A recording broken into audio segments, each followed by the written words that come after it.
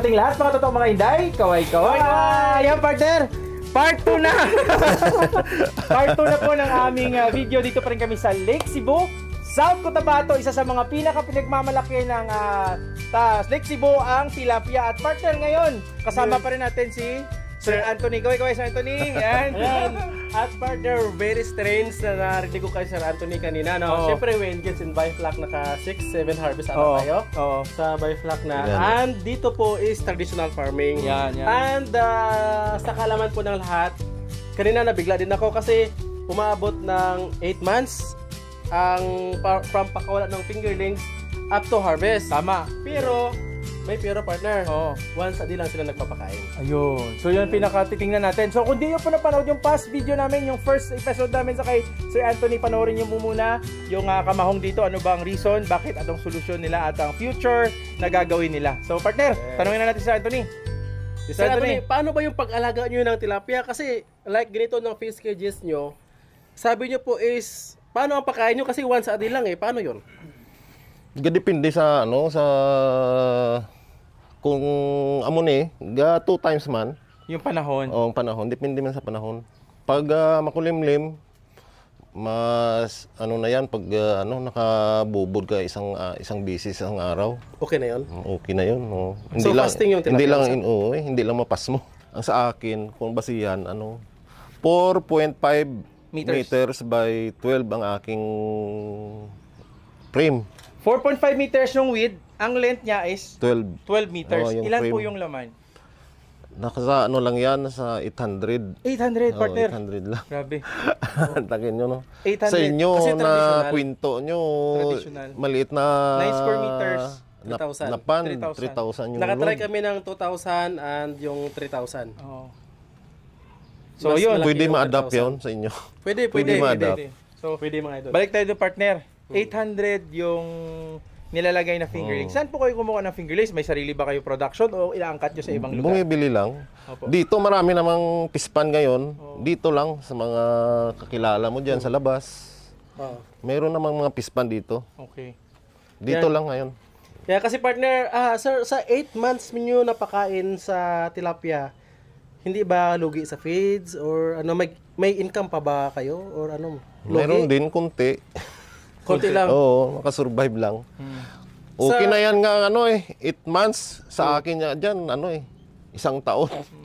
Paugat man, dahil nga sa once a day lang yung once a day. 1 year yung bago minsan, ma-harvest?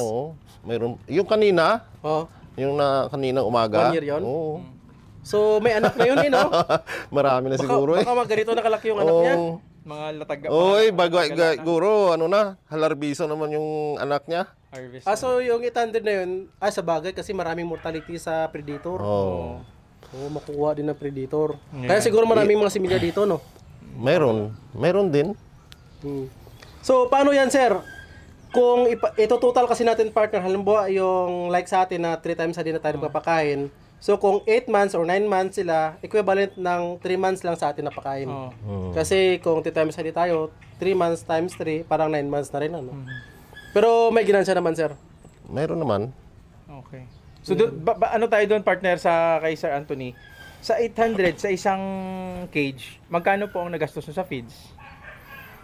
Ilang sako ang mabibili nyo? Sa isang cage, kung susumahin, siguro sa mga grower, 10. Sa isang cage? Sa hanggang harvest piniser, palagay mo 5 sako rin. O ganun. So 15 lahat. O, So magkano lahat ang gastos nyo po? magtag 1,000, 15,000 din. Plus, bili ng similya, makaharvest ka 30,000. Mayroon pa rin. Mayroon pa rin. Okay. Magkano yung similya? 2 ba piso? Kilo ang dito per kilo, kilo, tama. to 20. 220. Per kilo. So ilang Pero kilo yan? sa isang kilo siguro, average na yan, 250. Ang bili sa isang kilo, 220. So, Bali, ₱1 rin ang isa. Palagay mo. so Parang kala 6 reverse din, half din partner. Para 6 reverse din ang presyuhan. Pero hindi 6 reverse po 'yon. Hindi, dito lang, ukay-ukay. Ukay-ukay lang.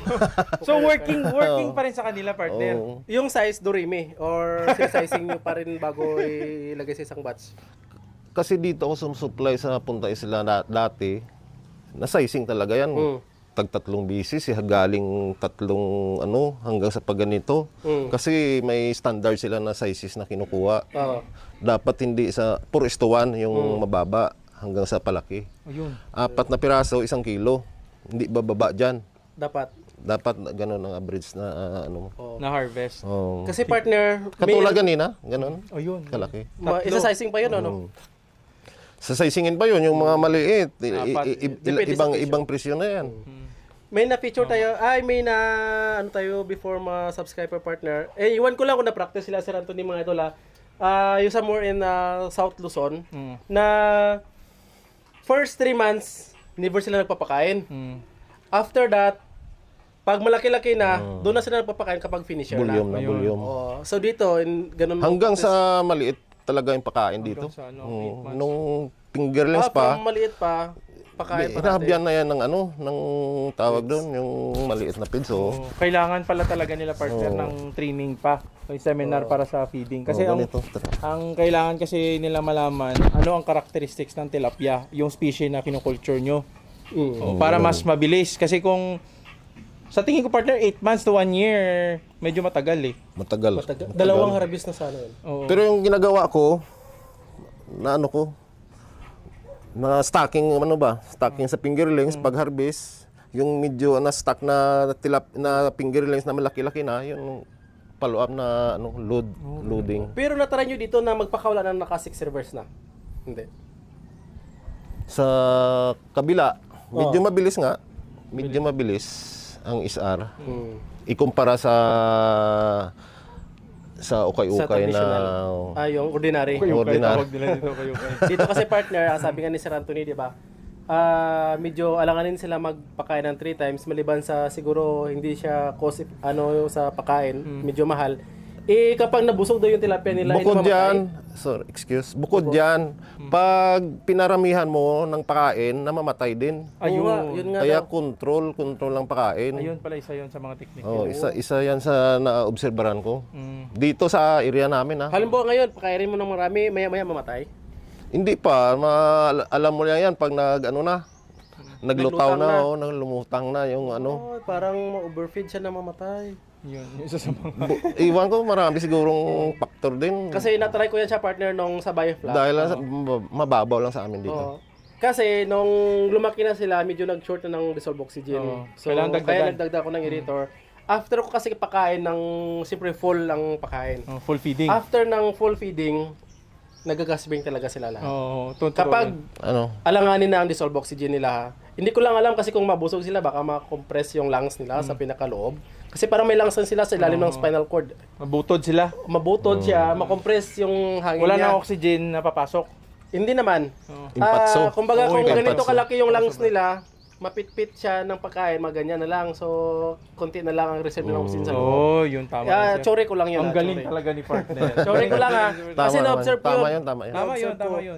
Pero nung binumbahan ko siya ng medyo marami naming irritors, Okay na. okay naman siya. Kasi maraming oxygen, dissolved oxygen Yes, na sa... pero nagagasping pa rin sila pero hindi sila tumatagal sa taas. Ayun. Dire pag makulimlim, hating gabi nag-ano na yan, gasping na yan. Kasi kapag gabi kasi... Walang Open field kasi sila. So maraming mga algae. So yun ang nagko-consume ng oxygen. So, kawawa naman yung mga Isa din yan. Yun yung rason, partner, na medyo konti din na harvest. Kasi pag nagasping sila, andyan yung mga predator, nakantabay lang. Oo, pag ganyan, pag yung weak, kukunin sila. makuha agad. Mabilis yung mga predator, matalino yun. Skillful yun. Ayan. So, Yan ang trabaho nila. At least alam niyo na po, no? So marami kami natutunan din dito kina Sir Anthony. Sir Anthony, ano ba ang isang pinaka maliban sa kamahong, ano ba ang nagpapalugi sa mga fisherman natin dito? Bukod sa piskel, Piskelo. ang kalaban ng mga mangingisda, Oo, dito sa Rixibo. magnanakaw. May magnanakaw din? Nanakaw pa itong fishnet? Ganun ba? Isa din yan. Hindi nanakaw pa itong fishnet? Oo. Hindi siguro Hindi, na- yung laman, yung laman niya? yung isda, oo. Yan ang isang bukod sa piskel. Pero may nahuli naman siya. magnanakaw. May nahuli. Meron ba? Talagang nagbabantay sa tatay Martin. Ano na huli? Ayan. Tapos, maliban dun sa fish kill, nakaw, ano pa po? Meron pa ba? Sa ano, ang mahal na feeds. Feeds. Ganun. Yun ang Konti lang isang mag-iwan factor siya. din. Ay, ganun. Ang ano gidi, ang longevity ang pagsagod. Matagal din talaga. Duration Ikumpara niya, 8 duration nyo. 8 months, Yun, oo. mantakin mo. So- Pag hindi ka marunong dyan rolling ng tilapia mo, pag harvest mo, antay ka naman another 8 months. Dapat may pang ng talaga. Pangtustos ka. Pang sunod sa pag-harvest mo, may stocking ka na i-load naman ulit. Kaya pala 12 yung pan niya kasi every month Oo, mag-harvest ganon. Parang ganon. Ganon ang technique. tuloy yung harvest Ganon, niya. tuloy, Tuloy-tuloy ang ganon kita lang kasi. yung paraan. Sir, tanong ko lang partner, in relation dun sa presyuhan partner. Magkano ang talagang regular price ng pinakamura before ng tilapia dito sa Lake Cebu? Nakabot ako ng 80 dati. Paresta eh. Mas nabutan ko yung Live pa yun nung tiki-tiki lang pinapakain, ng 35 ang big. Ay, ganun. Nung Mas mura. 1980s. 1980s pa. 1980s pa yun. Malaki na. Pero Pero ngayon wala po, pang feeds yun. Wala pang feeds. hindi pa uso yung feeds. Ngayon po, Sa bilihan Farm ngayon gate, yung dito sa inyo. yung running price, 150 talaga yung 150. Good size, good size. Dati dito ako sa Punta Isla naka-deliver, hindi na sinasizing. diretso Kumbaga laras na yan, all in 150. 150. Pero dapat hindi ka naman bababa sa 4:1. 4:1. Dapat yun talagang range. standard. Oo, yun partner. So, medyo maganda yung presyohan partner. Yes, pero Kaysa- sana partner matulungan. Kasi even maganda yung presyuhan, imagine mo yung length na 8 Duration. months, duration ng 8 months, Lugi. malaki ang chance na in Laki, between oo. magkakamahong. Oo, kaya nga. Malaki ang So, yun. malaki ang chance. Ayan, so yun po yung mga pinaka worst na mangyayari sa mga mangingisda natin dito sa lake. Malaking posibilidad Oo, na makamaw. Kaya pag nakakita kayo ng mga nagbebenta dito, yan, suportahan natin, bumili tayo, no? Sabihin natin 200, bilhin nyo ng 250. Ay, joke lang po. Hindi, ganun po yung presyohan talaga nito sa market. Pag sa highway na, nasa 180 na ata pa, no? May 170, may 180. Sa live, Oo. dyan. Nasa 180. So, para may kita din yung mga traders Siyempre. natin. Ayan. Sir, partner, may question ka? Wala na partner. Oh, yun. So, tanungin natin si Sir kung ano ba pwede ma-advise niya sa mga future fisherman, no? Na nandito at gustong mag-engage sa magandang advanced technology sa pag-aquaculture.